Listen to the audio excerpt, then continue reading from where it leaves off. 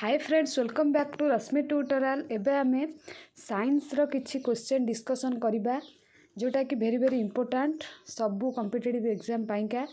तो आपण माने जदि आसीबो आपण मानकु कोनोसी भी क्वेश्चन आ भितरु लाइव चैट बॉक्स रे आपण माने आंसर देबे।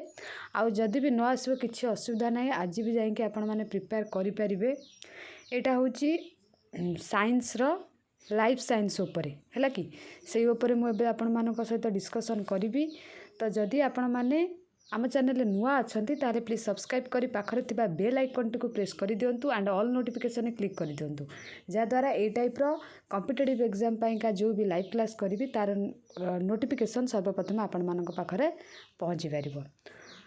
तो आउ जदि आपण मानकर पीडीएफ दरकार अछि ताहले आम टेलीग्राम चैनल जॉइन हो जातु। डिस्क्रिप्शन बॉक्स रे मु टेलीग्राम चैनल लिंक दे देबी, आपण माने सेठी क्लिक करिके जॉइन हो जिवे जहाँद्वारा सेठी पीडीएफ पाई परिबे।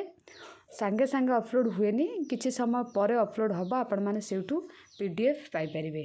तो क्लास स्टार्ट करिबा। फर्स्ट क्वेश्चन कहिछि ग्लाइकोलिसिस प्रक्रिया केउठारे संपादित हुए। हाँ, आ गोटे कथा समस्ते पचारुचंती केतेबेले क्लास मॉर्निंग 8:30 AM रे मॉर्निंग टाइम क्लास आउ evening time class 7 PM। Time टाकू मन रखी तांतु प्रत्येक दिन 8:30 AM मॉर्निंग आउ 7 PM इवनिंग हैला कि।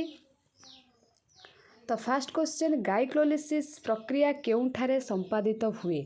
Option A mitochondria, option B क्रिस्टी, तापरे ऑप्शन सी न्यास्टी, ऑप्शन डी कोष जीवक।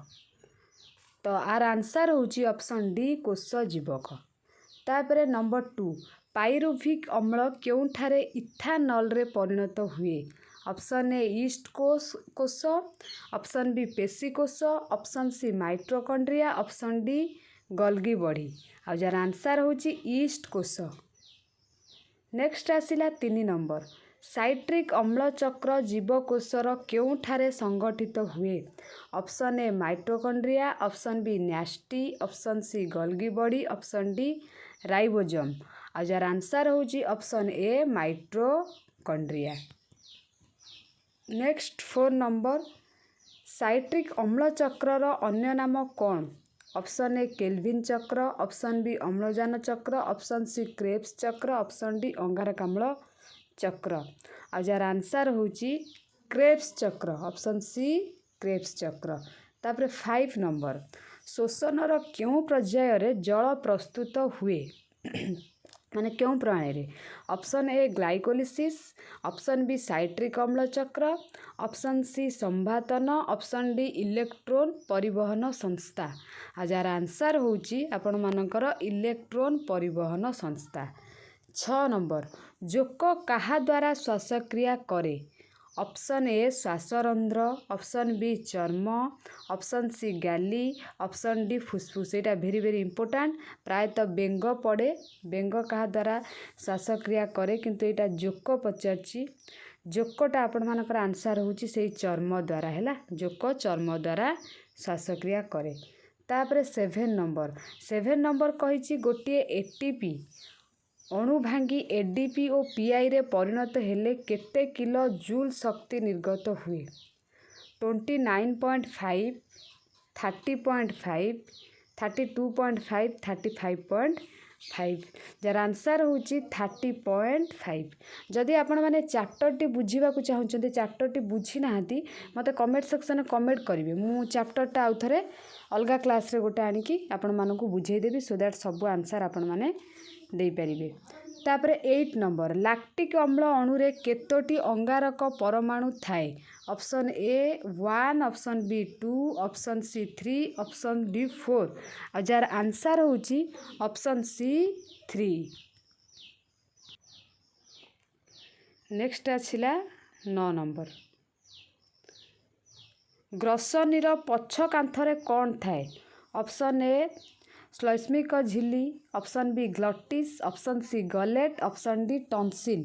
आ जार आंसर होची ऑप्शन डी टॉन्सिल। तापरे 10 नंबर ଭୋକାଲ କର୍ଡ କମ୍ପନ ଦ୍ୱାରା କ'ଣ ସୃଷ୍ଟି ହୁଏ? ଅପସନ୍ ଏ ତାପ, ଅପସନ୍ ବି ଆଲୋକ, ଅପସନ୍ ସି ଧ୍ୱନି, ଅପସନ୍ ଡି ଶକ୍ତି। ଯାହାର ଆନ୍ସର ହେଉଛି ଅପସନ୍ ସି ଧ୍ୱନି। ଭୋକାଲ କର୍ଡ କମ୍ପନ ଦ୍ୱାରା ଧ୍ୱନି ହିଁ ସୃଷ୍ଟି ହୁଏ। 11 ନମ୍ବର ବକ୍ଷ ଗହ୍ୱରର ଆଗପଟେ କ'ଣ ଥାଏ?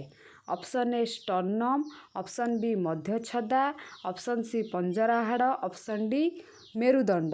ଆଉ ଯାହାର ଆନ୍ସର ହେଉଛି ଷ୍ଟର୍ନମ୍। ବକ୍ଷ ଗହ୍ୱରର ଆଗପଟେ ଷ୍ଟର୍ନମ୍ ଥାଏ।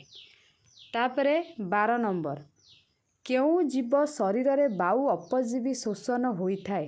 ଅପସନ୍ ଏ ଉଦ୍ଭିଦ, ଅପସନ୍ ବି ମନୁଷ୍ୟ, ଅପସନ୍ ସି ଭୂତାଣୁ, ଅପସନ୍ ଡି ଇଷ୍ଟ। ଆଉ ଯାହାର ଆନ୍ସର ହେଉଛି ଅପସନ୍ ଡି ଇଷ୍ଟ। ତାପରେ 13 ବେଙ୍ଗର ଲାର୍ଭା କାହା ଦ୍ୱାରା ଶ୍ୱାସକ୍ରିୟା କରେ? ଅପସନ୍ ଏ ଶ୍ୱାସରନ୍ଧ୍ର, ଅପସନ୍ ବି ଗାଲି, ଅପସନ୍ ସି ଚର୍ମ, ଅପସନ୍ ଡି ଫୁସଫୁସ୍।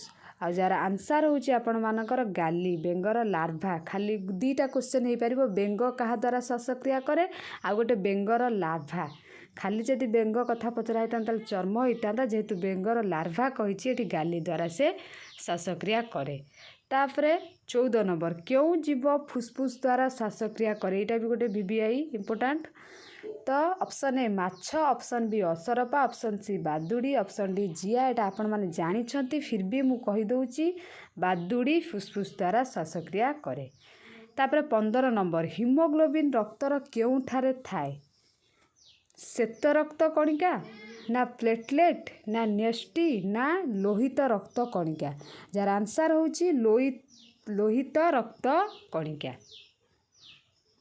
ତାପରେ ପ୍ରଶ୍ୱାସ ସମୟରେ ବକ୍ଷ ଗହ୍ୱରର ଆୟତନ ପ୍ରାୟ ଶତକଡ଼ା କେତେ ବୃଦ୍ଧି ପାଏ?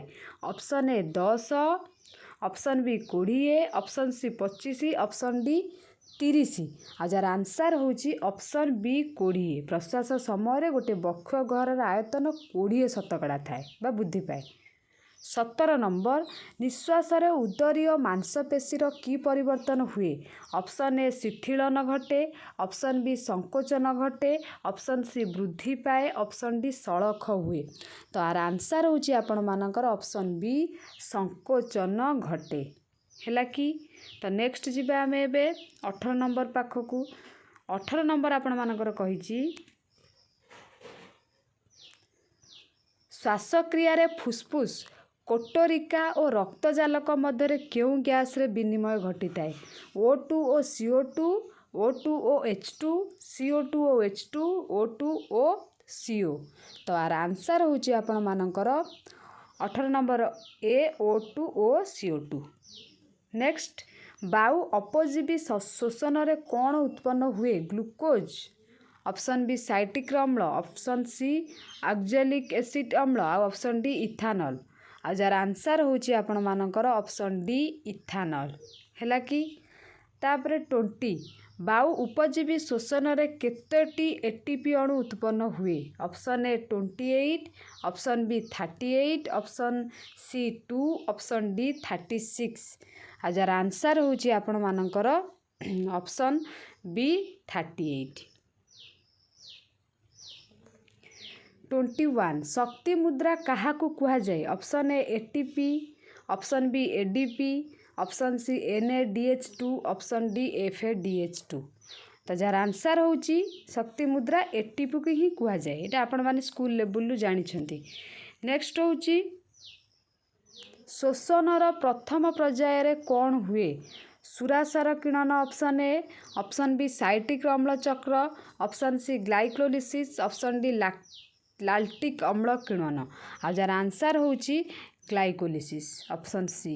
ହେଲା, ଶୋଷଣର ପ୍ରଥମ ପର୍ଯ୍ୟାୟରେ ଗ୍ଲାଇକୋଲିସିସ୍ ହୁଏ। ନେକ୍ସଟ କହିଛି କେଉଁ ଅମ୍ଳ ଯୋଗୁଁ ବାକୁଲା ହୋଇଥାଏ?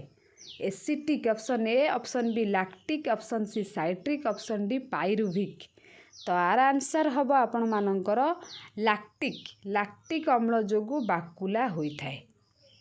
ନେକ୍ସଟ 24 ନମ୍ବର କେତେବେଳେ ମଧ୍ୟଛଦା ସଳଖ ବା ସମତଳ ହୋଇଥାଏ? ଅପସନ୍ ଏ ନିଶ୍ୱାସ, ଅପସନ୍ ବି ଗ୍ୟାସ୍ ବିନିମୟ, ଅପସନ୍ ସି ଗ୍ୟାସ୍ ପରିବହନ, ଅପସନ୍ ଡି ପ୍ରଶ୍ୱାସ।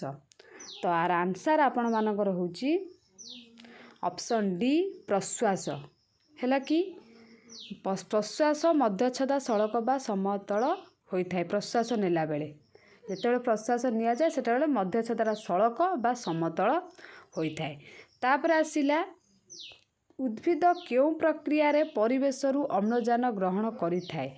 विकिरण प्रक्रिया रे ना परासरण प्रक्रिया रे ना विसरण प्रक्रिया रे ना विच्छुरण प्रक्रिया रे? तो आर आंसर आपण मानकर हबो विसरण हैला कि उद्भिद विसरण प्रक्रिया रे परिवेशरू अम्लजान ग्रहण करिथाए। तो जदि कहबी यही जो 25 टा क्वेश्चन आपण आंसर दे दउचन तो भल कथा, जदि न दे पारुचंती आज जाई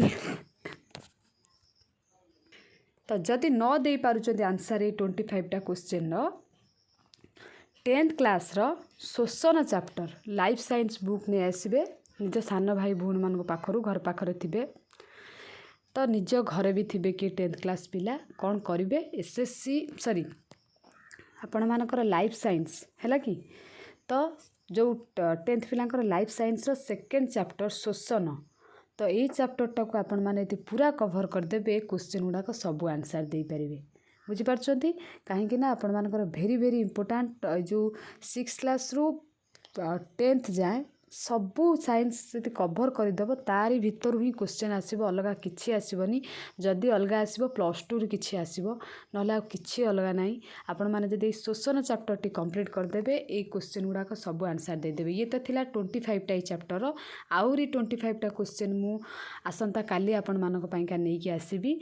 जी तो कही दउचंती बढ़िया कथा, जी न कही पारुचंती तांको पाई मु सजेशन देबी से बुकटा आनिकी एटलिस्ट थरे जदि से बुकटा को पढ़ीदेवे तो डेफिनेटली सब आंसर आपण माने दे पारिबे। आउ जदि आपण मानक पाखरे पीडीएफ नाही मु आपण मानकु प्रोवाइड करिदेबी, टेलीग्राम चैनल रे प्रोवाइड करिदेबी।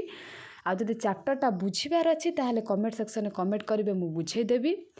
आउ आम चैनल रे सबू जिते कॉम्पिटिटिव एग्जाम रो जो कोनोसी भी सिलेबस अच्छी धीरे धीरे सबू कभर हम जहाँफल आपण मैंने क्रैक करें एग्जाम।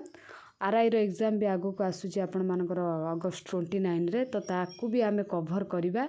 आ केमिति आपण माने क्लास टा एमती हेले आपण मानकू परफेक्ट वे रे माने क्रैक करिया पई लागिबो से विषय रे कमेंट करिवे केमिति को स्टाइल आमे क्लास कले। आउ जदि डाउट रोचे क्वेश्चन का कोटा भी भितर मते कमेंट सेक्शन में कमेंट करेंगे, मुझे आपण मानक डाउट क्लियर करी। आशा करुँचे आज क्लास आपण मानक पसंद आसीथिबो। जदि भी पसंद आसीथिबो लाइक करेंगे, कमेंट करेंगे, निज सांगसाथी मानक सहित शेयर करेंगे। तो आज क्लास को आम आज ये रखा। धन्यवाद।